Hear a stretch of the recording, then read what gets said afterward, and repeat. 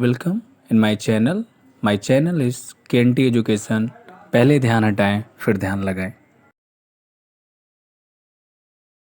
Good wishes for your health. मैं आपका साथी कंदर्प आपके अपने चैनल केएनटी एजुकेशन पर आपका स्वागत करते हैं। हम टेट और सीटेट के प्रोस्पेक्टिव से जो भी उसके पांचों सब्जेक्ट हैं उसके बारे में ज्ञान को अर्जित कर रहे थे। हमने CDP child development and psychology के बारे में, उसके सिलेबस के बारे में हमने डिस्कशन कर चुके हैं और उसमें हमने शिक्षा के बारे में जाना। आज का हमारा जो टॉपिक होगा वो मनोविज्ञान के विषय में होगा। तो आइए समझते हैं कि मनोविज्ञान क्या है। मनोविज्ञान को समझने के लिए पहले हमें समझना होगा कि मनोविज्ञान की उत्पत्ति कहाँ से हुई।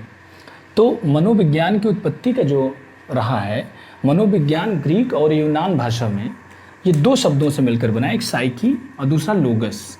साइकी का अर्थ होता है आत्मा और लोगस का अर्थ होता है अध्ययन, मतलब आत्मा का अध्ययन ही मनोविज्ञान कहलाता था। ग्रीक और यूनान में ऐसा बोले।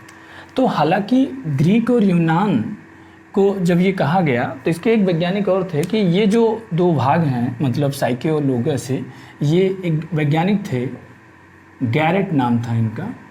इन्होंने बोला कि ये जो शब्द है साइके और लोगस, इसका जो दो भाग में विभाजन हुआ, ये ग्रीक और यूनान का ना होके ये लैटिन भाषा का शब्द है। तो ये एक अपवाद के तौर पे है, इसको भी जानना जरूरी है, कभी कभी ये पूछ लिया जाता है क्वेश्चन में। तो जिन्होंने ये बोला कि साइके और लोगस जो है ये मनोविज्ञान शब्द का तो है ही है, लेकिन ग्रीक और यूनान भाषा का ना होकर ये लैटिन भाषा का है। हम साइकोलॉजी को समझने के एक अपने प्रोस्पेक्टिव से पढ़ेंगे ताकि हमें समझने में बहुत अच्छा हो। तो इसके लिए हम सर्वप्रथम एक ऐसे वैज्ञानिक के परिभाषा को पढ़ते हैं जिससे कि हमें मनोविज्ञान को समझने में बेहद आसानी प्रकट होगी। कैसे? एक वैज्ञानिक थे जिनका नाम था वुडवर्थ। तो वुडवर्थ वैज्ञानिक ने क्या किया, उन्होंने बोला कि मनोविज्ञान ने पहले अपनी आत्मा का त्याग किया, फिर मन को त्यागा और अंततः चेतना का त्याग करके आजकल व्यवहार का विज्ञान बना हुआ है। इन्होंने ये बात कहा कि मनोविज्ञान पहले आत्मा का विज्ञान रहता था, फिर मन का विज्ञान हुआ, फिर चेतना का विज्ञान हुआ और आज के स्थिति में वो व्यवहार का विज्ञान बना हुआ है। इन्होंने एक बहुत ही अच्छी परिभाषा दे दिया। इसके माध्यम से हमें थोड़ा सा समझने में आसानी होगी। अब हम आत्मा, मन, चेतना, व्यवहार के अगर ये बात करते हैं तो हमें लगता है या किस आधार पे इसको कैसे कैसे खारिज करते हुए यहाँ तक पहुँचे होंगे। एक्चुअली सर्वप्रथम जब कहा गया होगा कि मनोविज्ञान के दिमाग में आया होगा तो चूँकि पहले से ही आत्मा का उसके साइके और लोगस की उत्पत्ति से ही है, तो पहले बोल दिया कि भैया कि आत्मा का अध्ययन किया जाता है जिस चीज़ में, वो हमारा साइकोलॉजी कहलाता है, वो मनोविज्ञान कहता है। क्योंकि आत्मा ऐसी कोई चीज़ है नहीं कि जिसे देखा जा सके, समझा जा सके। तो लोगों के समझ में आया कि भाई मन समझ में आता है कि आज मन अच्छा है, आज मन ऐसा है, आज मन वैसा है। तो लोगों को लगा होगा एक टाइम पीरियड के बाद से कि अब भाई मन का विज्ञान है, ये आत्मा समझ में कम आ रहा है। तो जब मन की बात हुई है तो कभी ये हुआ कि मन सो रहा है, मन ये करने को मन कर रहा है, मन की निश्चितता नहीं है और मन पे किसी का काबू भी नहीं है। तो लगा कि यार मन को हटाओ, अब चेतना पे काम करते हैं। तो फिर वैज्ञानिक जो है चेतना को समझने लगे कि चेतना अवस्था में आप जो जो कार्य करते हैं वो चेतना है, आपकी चेतना ऊर्जा में जो आप काम कर रहे हैं वो विज्ञान है। फिर ये हुआ कि भाई ना तो आत्मा को देखा जाता था, ना मन को देखा जाता है, ना ही चेतना को देखा जा सकता है। तो कोई ऐसी चीज़ हो जो दिखे। तो ये हुआ कि किसी भी कार्य का जब आप व्यवहार करते हैं तो जैसा आप व्यवहार करते हैं वही अध्ययन ही जो है हमारा साइकोलॉजी समझ, मतलब किसी का व्यवहार ही उसके मनोविज्ञान को रिप्रेजेंट करेगा। एक तरह से ऐसे विचारधारा को रखते हुए ये हमारी 20वीं और 21वीं शताब्दी में इसको डेवलप कर दिया गया। अब हम इसके माध्यम से पढ़ते हैं कि कब क्या हुआ। तो आत्मा का विज्ञान जब कहा गया तो 15वीं-16वीं शताब्दी में कहा गया। तो इसके कुछ लोग जिन्होंने कहा वो कौन थे? सुकरात थे, प्लेटो थे, अरिस्टो थे, रूसो थे, देकार्ते थे और ऋषि मुनि भी हमारे आत्मा को ही ज़्यादा प्रेफरेंस दिया करते थे।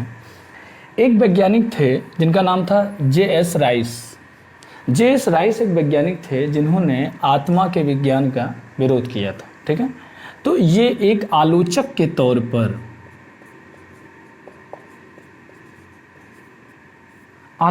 तौर पे काम करते थे। हालांकि आलोचक को मेरे शब्दों में अगर परिभाषा कहें तो आलोचक वो होता है जो हर वस्तु की कीमत तो जानता है पर उसके महत्व को बिल्कुल भी नहीं जानता। तो शायद इनके महत्व को इनको नहीं समझ में आया होगा और इसकी कीमत इन्होंने जाना कि भाई ये नहीं है, बात खत्म। अब मन का विज्ञान, जब मन का विज्ञान ये 16वीं शताब्दी पूरा हो गया तो 17वीं शताब्दी में वैज्ञानिक आए, पेम्पोलोजी, रायबर्न, जॉन लॉक और इमैनुअल कांट ने इन्होंने कहा कि मन का विज्ञान है। तो इसके भी एक विरोध में आए विलियम वुंड, विलियम जेम्स। इन्होंने कहा कि मन का विज्ञान जैसा शब्द नहीं है, मैं बता रहा हूँ, ये चेतना का विज्ञान है। तो 18वीं और 19वीं शताब्दी में इन्होंने अपने थ्योरी में रिप्रेजेंट कराया कि चेतना का विज्ञान है। तो विलियम वुंड, विलियम जेम्स और टिचनर, स्पेशली चेतना के विज्ञान पर विलियम वुंड और विलियम जेम्स ने ही इस पर काम किया था। विलियम वुंड और विलियम जेम्स। अच्छा, इनका भी विरोध करने के लिए कोई ना कोई थे, तो इनका विरोध किया फ्रायड ने, ठीक है, वही फ्रायड है, सिगमंड फ्रायड वाले। अब उसके बाद जो आया व्यवहार का विज्ञान, करंट में यही है 20वीं 21वीं शताब्दी में, ये अभी चल रहा है, 20-22 साल हुआ 21वीं शताब्दी में।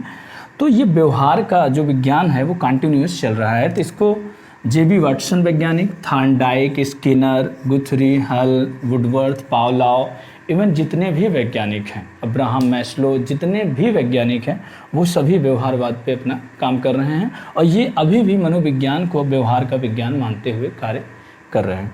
अब हमें जो समझने की ज़रूरत है, कुछ और वैज्ञानिक हैं जिन्होंने मनोविज्ञान की एक बहुत ही फेमस परिभाषाएं दी हैं, उनको हमें समझना बेहद ज़रूरी है। कुछ परिभाषाएं हैं जिन्हें हमें समझना नितांत आवश्यक है। उसके बगैर हम मनोविज्ञान को थोड़ा सा समझने में असहजता महसूस होगी। तो सहजता से हम चीज़ों को समझ सकें, इसलिए हम इस पर काम करते हैं। तो स्किनर ने क्या कहा, मैकडूगल ने क्या कहा, वाटसन ने क्या कहा, Woodworth, Munn, Pillsbury, Crow and Crow, Garrison, Murphy, इतने वैज्ञानिक थे। इसके अलावा बहुत से वैज्ञानिक हैं, लेकिन मोस्ट ऑफ टाइम जो क्वेश्चंस आते हैं टेट सीटेट में, एक क्वेश्चन तो इन परिभाषाओं से ही आते हैं दो, जिसमें सिर्फ एक परिभाषा लिखी रहती है और ये पहचानना होता है कि इस परिभाषा को किसने कहा है। इतने से ही हमारा एक नंबर गेन हो जाता है। तो बेहद ही इंपॉर्टेंट परिभाषा है। मेरा ये मानना था कि कोई भी शब्दों का हेर फेर ना हो, इसलिए बोर्ड पे पहले से लिखा, क्योंकि अगर कहीं भी शब्दों का हेर फेर हो जाता है तो वो परिभाषा दूसरे वैज्ञानिक के कन्वर्ट हो जाती है। तो इसलिए हमें ये समझने की ज़रूरत है कि स्किनर क्या है। स्किनर ने कहा कि मनोविज्ञान व्यवहार और अनुभव का विज्ञान है। मैकडूगल ने बोला कि मनोविज्ञान आचरण व व्यवहार का यथार्थ विज्ञान है। देख रहे हैं, यहाँ से सिर्फ आचरण का चेंजिंग हो जाने से ये मैकडूगल का हो गया। फिर वाटसन ने क्या बोला कि मनोविज्ञान व्यवहार का शुद्ध धनात्मक सकारात्मक विज्ञान है, ठीक है। वुडवर्थ ने बोला कि मनोविज्ञान वातावरण के संपर्क में होने वाले व्यवहार का विज्ञान है। मन ने कहा कि मनोविज्ञान का संबंध व्यवहार के वैज्ञानिक खोज से है। पित्सबरी ने बोला कि मनोविज्ञान संतोषजनक विज्ञान जो व्यवहार का अध्ययन करता है। मनोविज्ञान एक संतोषजनक विज्ञान है जो व्यवहार का अध्ययन करता है। क्रो एंड क्रो ने कहा कि मनोविज्ञान मानव व्यवहार व मानव संबंध का अध्ययन करता है। गैरिसन ने बोला कि मनोविज्ञान का संबंध प्रत्यक्ष मानव के व्यवहार से है।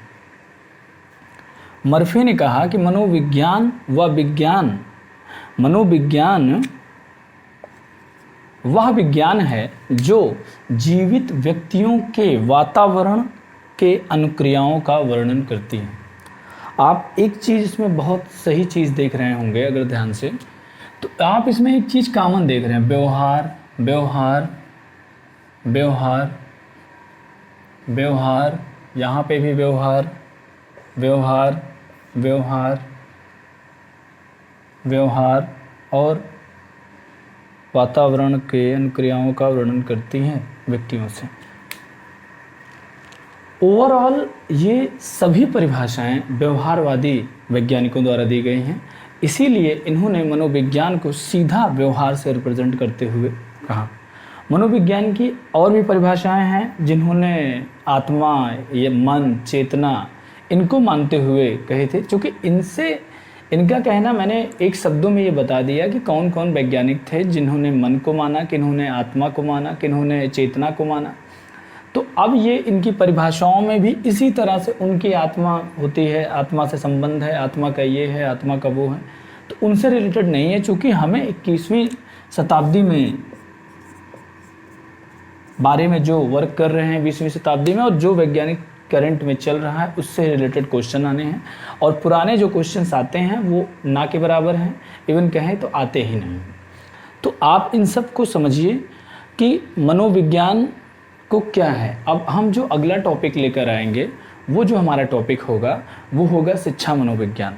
आपको वीडियोस कैसे लग रहे हैं और इनमें क्या और चीज़ें मेंशन की जाएं, आप इन चीज़ों को भी कमेंट में बता सकते हैं। Thank you so much. वो क्या कहेंगे कि बीमारी से मैं आज़ाद हूँ।